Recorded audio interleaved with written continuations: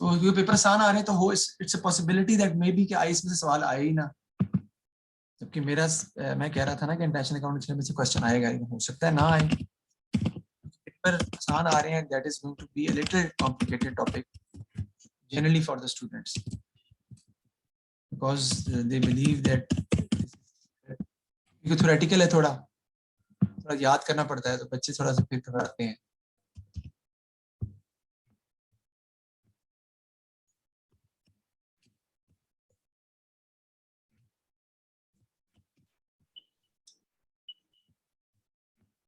अच्छा जी, national accounting standards में सबसे पहले हमारा जो IS है जिसके बारे में मैं पढ़ने लगा वो है IS 36। और ये हमें क्या कहता है जी? IS 36 बेसिकली किसके बारे में है? इम्पेयरमेंट ऑफ एसेट्स के बारे में। EAIRMEN, impairment of assets. ये बेसिकली यहाँ पे एसेट्स का मतलब नॉन करंट एसेट्स है, यानी PAIR, स्पेलिंग में कुछ गलत हो गए हैं। हाँ जी,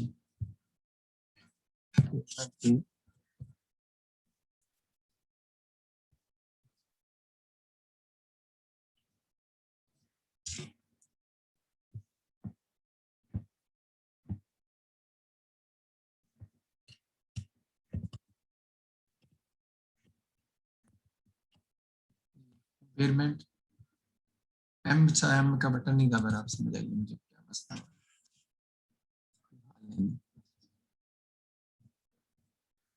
इसको भी छुट्टियां हो गई अब तो खैर, खाने सारी दुकानें सारी खुल गई हैं ना दोबारा, मेरा ख्याल है कैंसिल कर दिए ना order high court supreme court ने शायद, ऐसा हुआ है कुछ?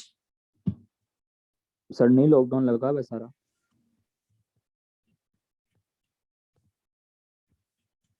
अच्छा,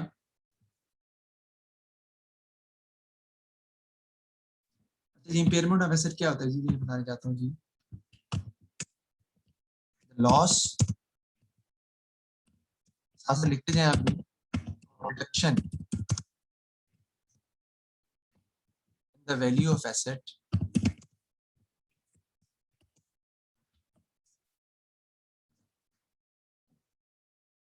by which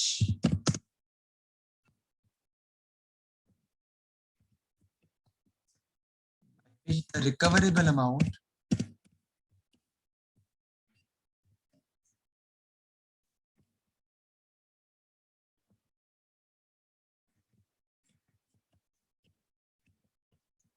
than the carrying amount। ठीक है जी, ये लिखना पड़ेगा आपको, the loss or reduction in the value of asset by which the recoverable amount is less than the carrying amount। यानी जितनी अमाउंट से रिकवरेबल अमाउंट आपकी कम है कैरिंग अमाउंट से, वो कहलाता है आपका इम्पेयरमेंट ऑफ एसेट या loss in the reduction of the value of asset. You can say it's a type of a depreciation और नॉन करंट एसेट, लेकिन उसके रीजंस कुछ और हैं। कैरिंग अमाउंट क्या होती है, पहले इसके बारे में पढ़ लेते हैं। कैरिंग अमाउंट होती क्या है? कैरिंग अमाउंट आपने पहले भी पढ़ी हुई है, इतना कोई मुश्किल नहीं है। कैरिंग अमाउंट बेसिकली हमारी क्या होती है जी? Net book value of the asset.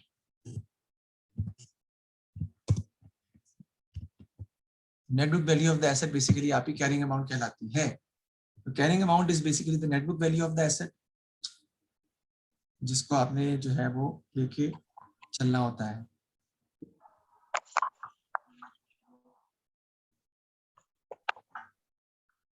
ठीक होगी जी बात?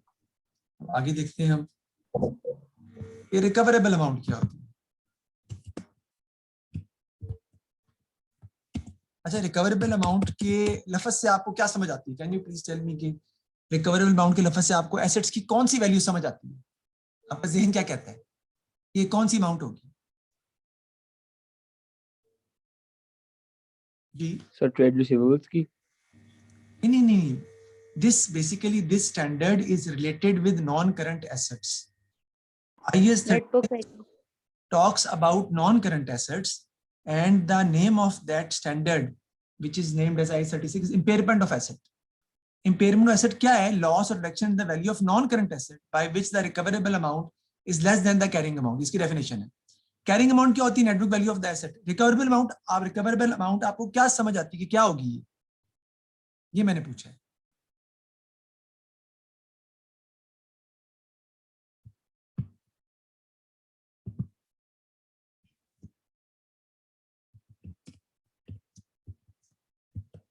रिकवरेबल अमाउंट क्या होगी? सिंपल सी बात है, जितने पैसे मार्केट में एसेट को सेल करने से बिकते हैं, यानी fair value of asset. Market में जितने पैसे मिलते हैं, एसेट की प्राइस जो मार्केट में लगती है, उसे कहते हैं फेयर वैल्यू ऑफ एसेट। देखिए, जो बिजनेस परचेज का टॉपिक आपने पढ़ा था, उसमें जो नई कंपनी है, that is used to take over the assets of the partnership business on fair value. Fair value का मतलब है मार्केट में जो शेयर की कीमत लगती है उस प्राइस पे। फेयर वैल्यू हम ये भी कहते हैं the value which is decided between the partnership at an arm's length transaction. वो भी मैं लिख पाता हूँ आपको। तो रिकवरेबल अमाउंट क्या होती है? It is the higher of fair value minus cost to sell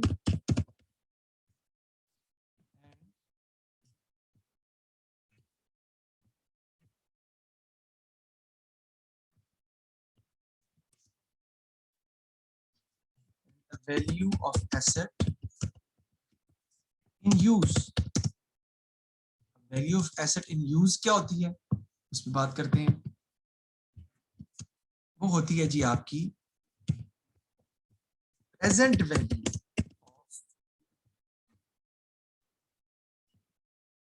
value of future cash flows generated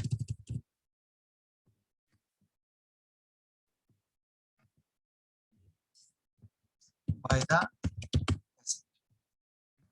ठीक हो गया जी। तो ये चीजें डेफिनेटली आपको याद करनी पड़ेंगी, तभी आप इम्पेयरमेंट ऑफ एसेट के बारे में, इस कॉन्सेप्ट के बारे में अच्छे तरीके से समझ सकते हैं या इसको अंडरस्टैंड कर सकते हैं।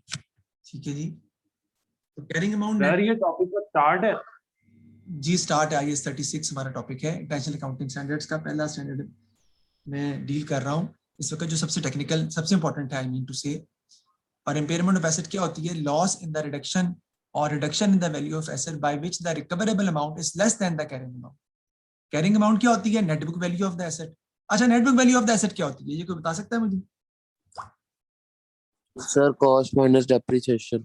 जी, cost minus total depreciation is the net book value of the asset. और रिकवरेबल अमाउंट के बारे में वो क्या कह रहे हैं? It is the higher of fair value minus cost to sell and the value of asset in use, that is the present value of future cash flows generated by the asset। देखिए, अब जरा इस पे थोड़ा गौर करते हैं। मुझे बताएं, मार्केट में या एसेट की प्राइस आपके लिए कितनी होगी? उसके दो तरीके हैं यार। या तो आप मार्केट में एसेट बेचें, that is it's fair value, that is its market value. अगर बेचने पे कोई खर्चा आता है तो वो माइनस कर देंगे उसमें, सारी बात है। मेरा नॉन करंट एसेट है, उसकी नेट बुक वैल्यू 10,000 है। मार्केट में अगर बेचता हूं तो 2,000 रुपया उस पर खर्चा आता है और वो 8,000 का बिक जाता है, तो उसकी नेटबुक वैल्यू 10,000 है और उसकी fair value minus cost to sell कितनी बनेगी? 8,000। अब बात है, अगर मैं वो एसेट नहीं सेल करता तो मैं क्या करूंगा? मैं उस एसेट को इस्तेमाल करूंगा। अगर मैं उस एसेट को इस्तेमाल करूंगा तो वो एसेट इन्वेस्टमेंट अप्रेजल के चैप्टर की तरह मेरे लिए कैश फ्लो जनरेट करेगा। जब मैं एसेट को प्रोजेक्ट में इन्वेस्ट करूंगा या अपने मकसद के लिए अगले सालों में इस्तेमाल करूंगा, तो मैंने ये देखना है कि वो एसेट मेरे पास कितने साल इस्तेमाल होता है और उससे मुझे फ्यूचर में कितने कैश फ्लोज जनरेट होते हैं। तो रिकवरेबल अमाउंट क्या होगी? It is the higher of fair value. Recoverable amount का मतलब क्या है? एसेट आपको कितनी रिकवरी देता है। एसेट आपको, कोई भी एसेट आपको दो तरीकों से रिकवरी दे सकता है। या तो बेचकर पैसे ले लें, पारे कर दें उसको, या उसको इस्तेमाल करें और वो जो फ्यूचर कैश फ्लो जनरेट करता है उससे पैसे रिसीव कर लें। लेकिन आपको पता है कि फ्यूचर कैश फ्लोज आज की डेट में उसकी वैल्यू सेम नहीं रहती।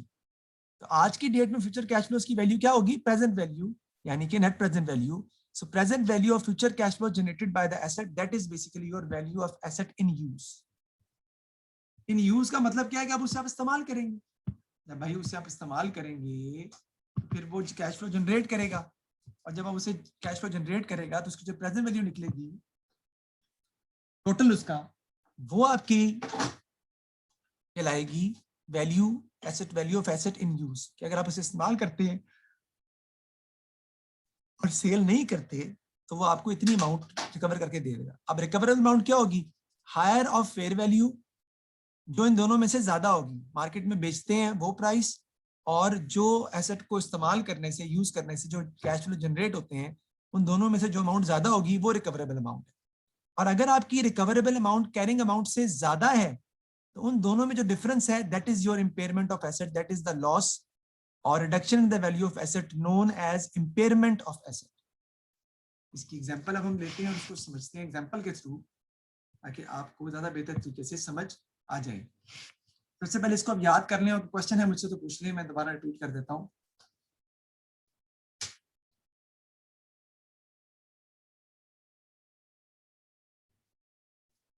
इम्पेयरमेंट लॉस क्या है? The amount by which the recoverable amount is less. अब ये सारी चीजें आपको पता होनी चाहिए जी। सर आपने बताया कि रिकवरेबल अमाउंट वो होती है जो हम एसेट सेल करने पे हमें मिलती है, जो हमें नहीं, रिकवर होती है। जो में रिकवर होती है, ये है सेल करने पे नहीं, जो में रिकवर होती है। आगे तो सर ये हायर और फेयर वैल्यू का क्या मतलब है? बस वो तो मेथड है ना उसका यार, वो तो उसका हायर का मतलब है कि अगर आप मार्केट में सेल करें तो जो अमाउंट आपको मिलती है, और जो वैल्यू इन यूज उसको इस्तेमाल करके जो कैश फ्लो जनरेट करें, वो जो अमाउंट आपको मिलती है उसमें से जो ज्यादा वैल्यू होगी वो रिकवरेबल अमाउंट कहलाएगी, क्योंकि उतने पैसे आपको एसेट जो है वो जनरेट करके देता है, एसेट आपको उतने पैसे रिकवर करके देता है। तो हायर ऑफ दोनों में से जो वैल्यू ज्यादा होगी वो रिकवरेबल अमाउंट कहलाएगी। जैसे मैं अगर आपसे कहता हूं कि इसकी फेयर वैल्यू जो है वो 10,000 माइनस 2,000 8,000 है, और इसकी जो प्रेजेंट वैल्यू है या एनपीवी कह लें आप, बात तो एक ही है, वो आपकी जो है वो 12,000 है, तो बताएं रिकवरेबल अमाउंट कितनी होगी? बताएं रिकवरेबल अमाउंट कितनी होगी? 8,000। 12,000। It is the higher of fair value of fair value minus cost to sell and the value of asset in use, दोनों में से जो ज्यादा होगी वो रिकवरेबल अमाउंट। ठीक है जी। तो वो कौन सी होगी? 12,000। वो कोई भी हो सकती है, लेकिन दोनों में से जो ज्यादा अमाउंट होगी उसको आप रिकवरेबल अमाउंट कंसीडर करेंगे। और अगर ये रिकवरेबल अमाउंट आपकी नेटबुक वैल्यू से ज्यादा है तो जो डिफरेंस है वो आपका लॉस है, वो आपका इम्पेयरमेंट एक्सपेंस है, वो आपका इम्पेयरमेंट ऑफ एसेट है, वो आपका इम्पेयरमेंट लॉस कहलाता है। इसकी एग्जांपल हम करते हैं और एग्जांपल से आपको बेहतर तरीके से समझ आ जाएगी। इन फरवरी 2009 it was discovered that the plant and machinery with a net book value of 15,000, तो ये तो बात समझ आ गई आपको कि भाई इसकी नेटबुक वैल्यू जो है वो 15,000 है, तो आपको निकालने की जरूरत नहीं है। लेकिन वैसे एक बात आपको बताऊं मैं कि नेटबुक वैल्यू आप फाइंड भी कर सकते हैं। सर वो कैसे? वो इस तरह कि कॉस्ट अगर आपको दी हो और उसमें से आप डेप्रिसिएशन माइनस कर दें तो आपके पास नेटबुक वैल्यू आ जाएगी। लेकिन फिलहाल इस क्वेश्चन में क्योंकि नेटबुक वैल्यू दी हुई है तो मैं डायरेक्ट लिख देता हूँ, और वो कितनी है? सॉरी, वो आपकी है 15,000।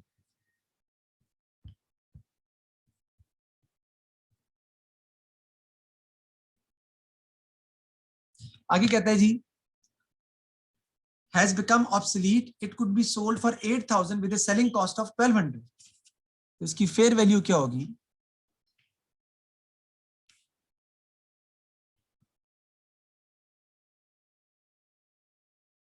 Fair value minus cost to sell, वो क्या होगी? 8,000 माइनस 1,200, तो ये कितनी बन जाएगी? 6,800। ठीक हो गया जी। अब हमने इसकी निकालनी है क्या भला? The following cash flows from the machinery continued use showed, ये कैश फ्लोज मशीनरी से आपको मिल रहे हैं और ये शो कर रहे हैं कि इतने इतने पैसे आपको मिलेंगे, तो हम इसकी क्या निकाल लेंगे? Present values. तो fair value minus cost to sell हमने निकाल ली,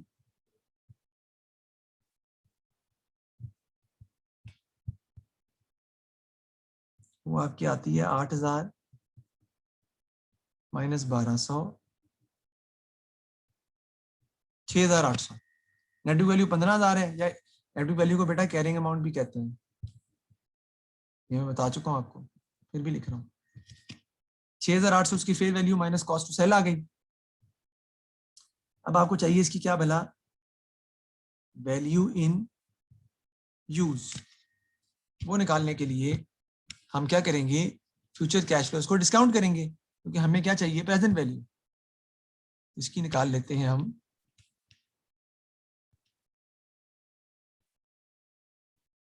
मल्टीप्लाई करें जी, 4,000 मल्टीप्लाई 0.909,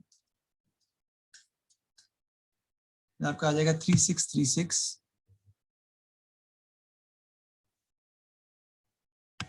फिर 5,000 इंटू 0.826 आ जाएगा 4130। फिर 3,000 इंटू 0.751 ये आपका आ जाएगा 2253। टोटल कर देंगे इसका, तो इसकी वैल्यू इन यूज आ जाएगी, या प्रेजेंट वैल्यू भी आप इसको कह सकते हैं, आ जाएगी 10,019। अब वो कहता है कि जो आपकी रिकवरेबल अमाउंट है वो होती है वैल्यू इन यूज और fair value minus cost to sell में से हायर। तो बताएं हायर कौन सी है दोनों में से, ये है ना fair value minus cost to sell. इन दोनों में से हायर कौन सी है वो लेनी है आपने, कौन सी है जी?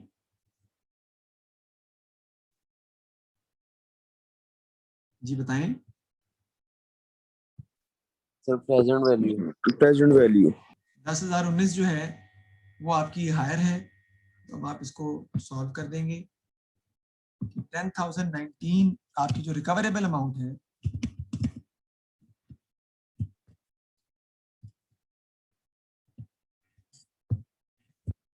इस सवाल के अंदर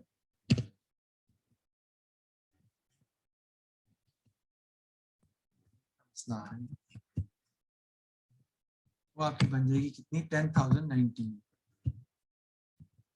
ये आपके आगे रिकवरेबल अमाउंट। अब मैंने बताया था कैरिंग अमाउंट कितनी है जनाब, कैरिंग अमाउंट या नेट बुक वैल्यू वो कितनी है? 15,000। 15,000। इम्पेयरमेंट लॉस कितना आ जाएगा वो मैंने बताया आपको, by which the carrying amount is more than the by which the recoverable amount is less than the carrying amount। जितने से recoverable amount कम है carrying amount से, वो आप क्या आ जाएगा, लॉस आ जाएगा। क्यों लॉस आ जाएगा कि आपका एसेट आपने लिखा हुआ 15,000 का, जबकि मार्केट में मैक्सिमम रिटर्न जो आपको वो देता है वो 10,019 है। आपने अपना एसेट बुक वैल्यू में लिखा हुआ 15,000, जबकि आपको जो मैक्सिमम रिटर्न देता है वो 10,019 है। इसका मतलब है आपको 4981 से इम्पेयरमेंट करनी पड़ेगी इसकी, and that is your impairment loss which is shown in the income statement as an expense। ये मैंने आपको impairment of asset का क्वेश्चन करके भी दिखाया है और समझाया भी है कि हमने इसको किस तरीके से टैकल किया है। इसको एक बार फिर रिपीट कर देता हूं मैं। सर इसमें प्रॉफिट नहीं हो सकता कि कैरिंग अमाउंट? नहीं, अगर कैरिंग अमाउंट जो है वो आपकी रिकवरेबल अमाउंट से सपोज करो कि कम होगी, ठीक है ना, तो फिर हम जो रिकवरेबल अमाउंट है, ठीक है ना, वो लिख लेंगे बुक्स में, लेकिन लॉस नहीं होता इसमें, इम्पेयरमेंट लॉस इसके अंदर, क्योंकि कैरिंग अमाउंट से नॉर्मली रिकवरेबल अमाउंट हमेशा कम ही होती है।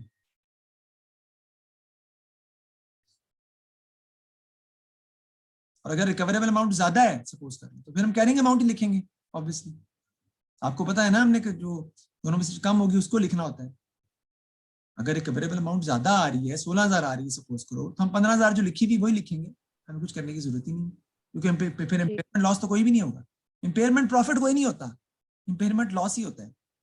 इम्पेयरमेंट इज द लॉस और reduction in the value of asset by which the recoverable amount 10,019 जो है वो कम है कैरिंग अमाउंट से, 15,000 से कम है। कितनी कम है? 4981, that is impairment loss. Carrying amount क्या होती है? Net book value of the asset, cost minus total depreciation. Recoverable amount क्या होती है? It is the higher of fair value minus cost to sell and the value of asset in use, यानी fair value minus cost to sell. 8,000 उसकी fair value थी, 1,200 cost to cell थी, 6,800 उसकी आपकी आ जाएगी क्या भला, fair value minus cost to sell. Value in use अभी निकालनी थी मैंने यहाँ लिख दी है। वैल्यू इन यूज मुझे निकालनी है, वो कैसे निकालेंगे? प्रेजेंट वैल्यूज के थ्रू, कि अगर आप इस एसेट को इस्तेमाल करें तो उसकी प्रेजेंट वैल्यू जो है वो कितनी आ जाती है। ठीक है जी, तो वो हमने फाइंड कर ली प्रेजेंट वैल्यू, उसकी फॉर्मूला लगा के हमें पता चल गया कि प्रेजेंट वैल्यू जो उसकी वैल्यू इन यूज भी कह सकते हैं उसको आप, या प्रेजेंट वैल्यू कह लें, वो 10,019 आती है। तो रिकवरेबल अमाउंट क्या होती है, फेयर वैल्यू और 10,019 प्रेजेंट वैल्यू में से जो ज्यादा है that is your recoverable amount. तो आपकी रिकवरेबल अमाउंट बेसिकली कितनी बनेगी, 10,019, क्योंकि वो 6,800 से ज्यादा है। So your recoverable amount is 10,019, carrying amount is 15,000, so impairment loss is 4,981। जी बताएं, समझ आ गई इसकी जी?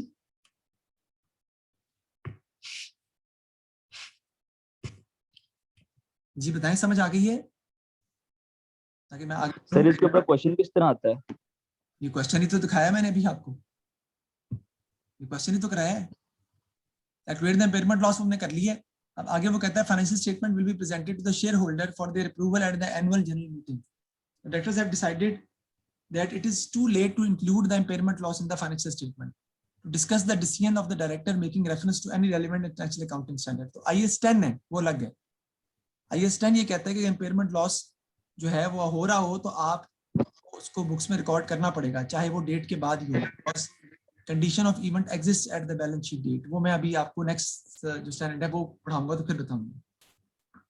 फिर अभी इम्पेयरमेंट लॉस कैसे कैलकुलेट करते हैं वो मैंने आपको बताया। ठीक है जी, इससे आगे चलते हैं एक और क्वेश्चन की तरफ।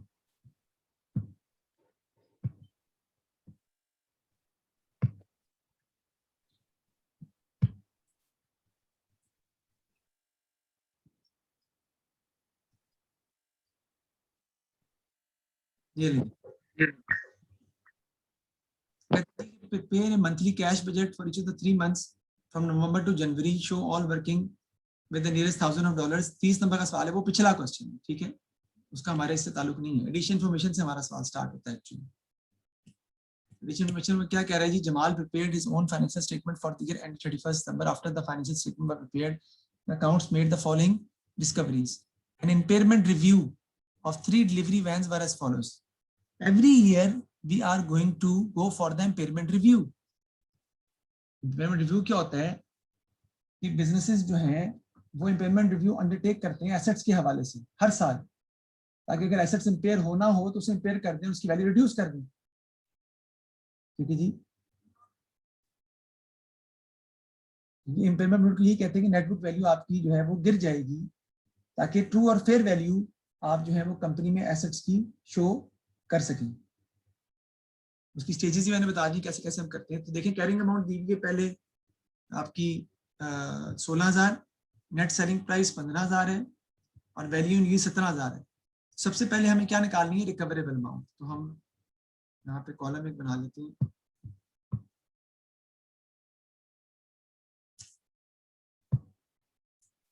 रिकवरेबल अमाउंट का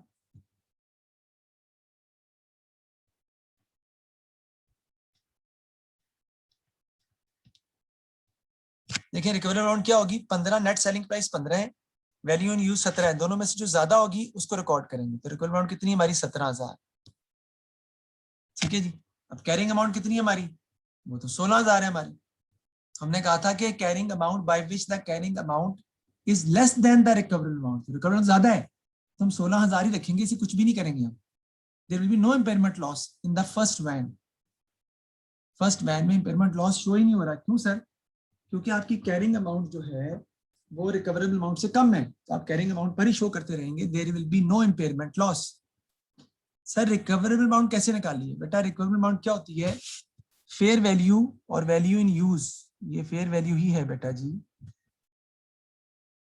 ये आपको फेयर वैल्यू ही दी हुई।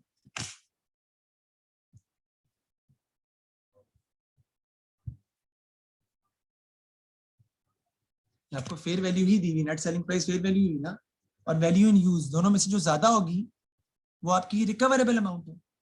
और रिकवरेबल अमाउंट अगर कैरिंग अमाउंट से कम होगी तो वो सारे का सारा आपका इम्पेयरमेंट लॉस है।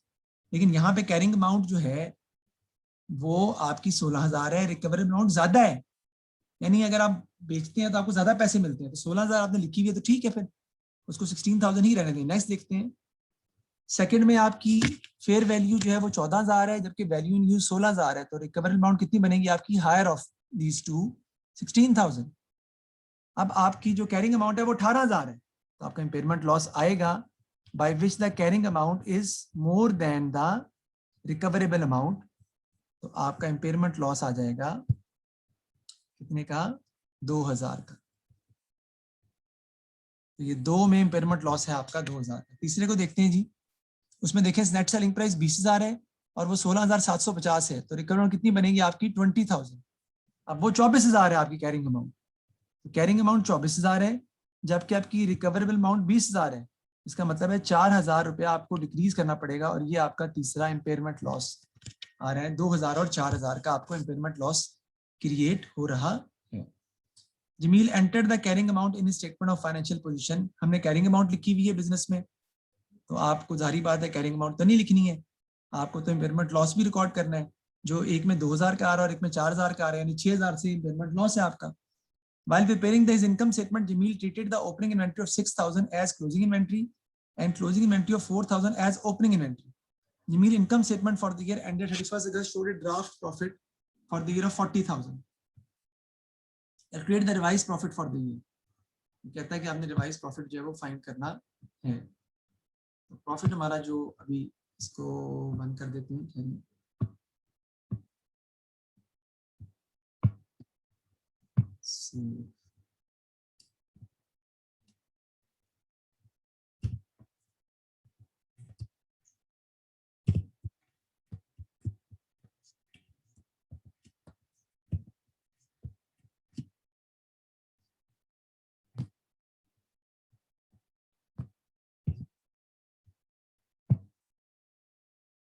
प्रॉफिट हमारा कितना है जी? प्रॉफिट है हमारा वो दिया है हमें कितना? 40,000। अब वो कहता है कि आपने ओपनिंग इन्वेंट्री जो थी 6,000 की, उसको क्लोजिंग ट्रीट कर दी है,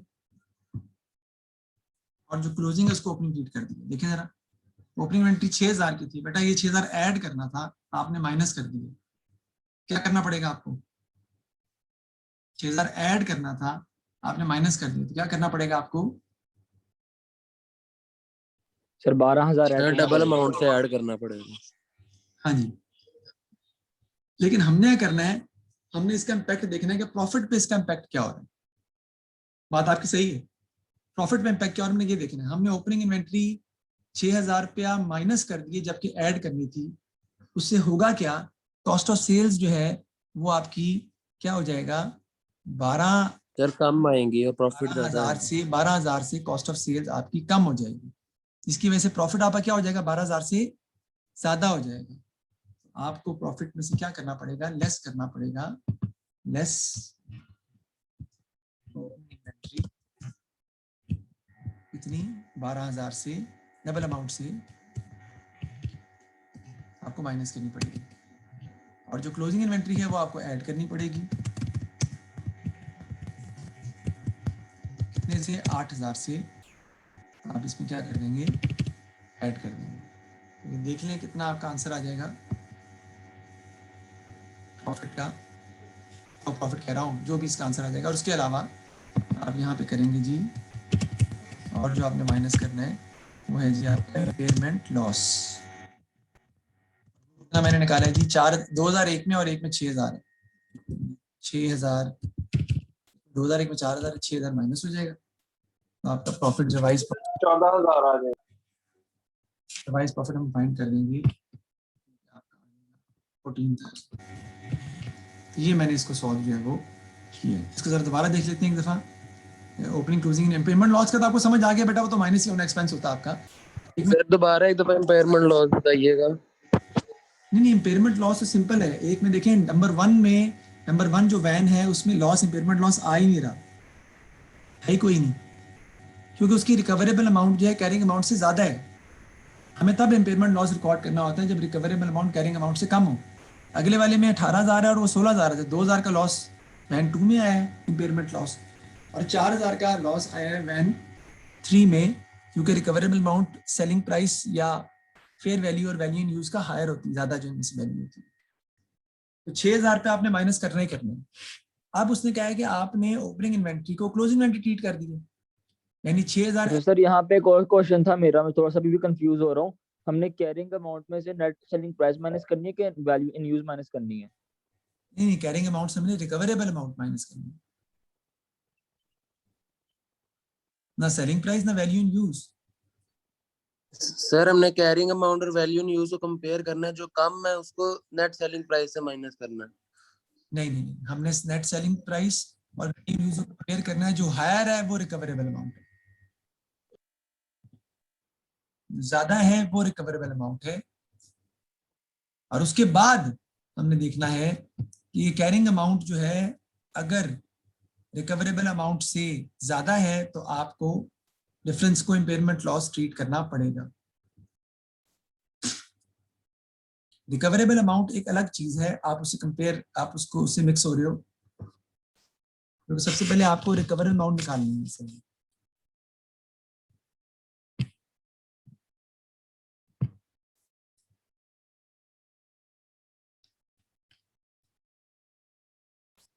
रिकवरेबल अमाउंट क्या होती है? हायर ऑफ, हायर ऑफ का मतलब है ज्यादा, हायर ऑफ फेयर वैल्यू या वैल्यू इन यूज। अब आपके सामने पहले रिकवरेबल अमाउंट निकालेंगे आप, जो कि हायर ऑफ फेयर वैल्यू और वैल्यू इन यूज है।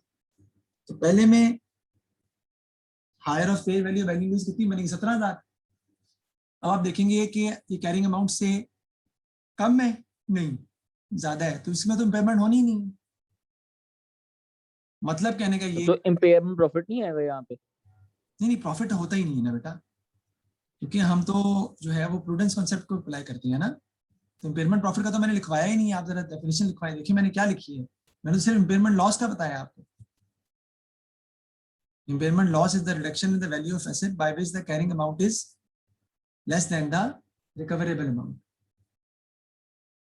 तो अगले में देखें 14,000 और 16,000 में से ज्यादा कौन सी है? 16,000। कैरिंग अमाउंट 18 है, जबकि अगर मार्केट से पैसे मिलते हैं आपको एसेट के बदले वो 16 मिलते हैं, तो 2,000 से आपका क्या हो जाएगा? इम्पेयरमेंट लॉस, जो आपने यहाँ पे रिकॉर्ड कर लिया। फिर तीसरी वैन में देखिए, आपकी सेलिंग प्राइस 20,000 है, वैल्यू इन यूज 16,750 है, दोनों में से जो हायर है वो आप रिकॉर्ड करेंगे, that is your recoverable amount which is 20,000।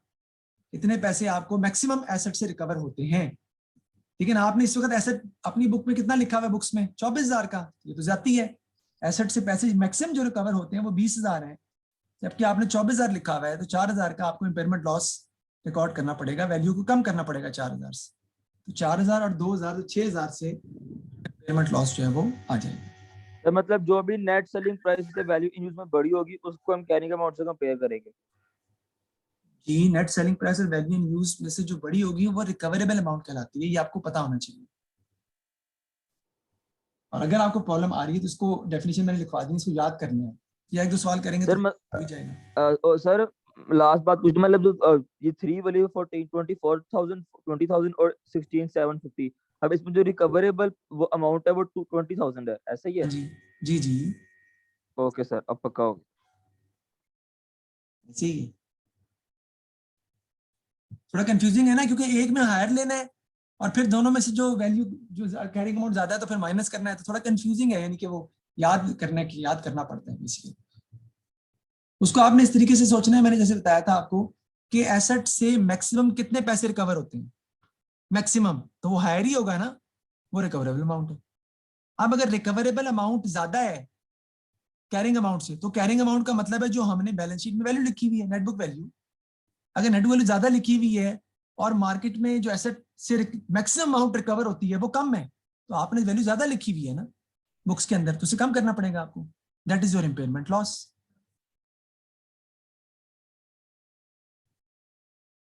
ठीक हो गया जी? तो ये मैंने आपको समझाया। अब इससे आगे हम चलते हैं। प्रॉफिट भी हमने कैलकुलेट किया। Jamil calculated his return on capital 40%. He did this by dividing his profit with the closing balance on his capital account calculated to 1 decimal devise return on capital employed after the adjustment. जारी बात है 40% तो नहीं आएगा ना, क्योंकि profit for the year 40,000 तो नहीं रहा, वो तो कम हो गया। रिटर्न ऑन कैपिटल एम्प्लॉयड आपका बदल जाएगा ऑटोमेटिकली। कैपिटल अप्लाइड हमें निकालना नहीं, हमें नहीं पता क्योंकि कैपिटल अप्लाइड की अमाउंट हमें पिछले क्वेश्चन में दी हुई है, वो इस वक्त अवेलेबल नहीं होती, तो हम इसको कर लेते हैं। जी बताएं जी, इसमें इम्पेयरमेंट लॉस कितना होगा जी बताएं।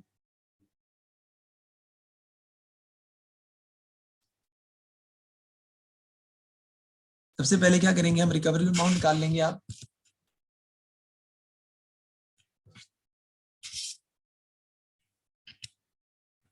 इन दोनों में से जो ज्यादा है 1560 और फिर 1870 में से माइनस कर देंगे 1560, ये 310 आ जाएगी आपकी पहले की क्या इम्पेयरमेंट लॉस।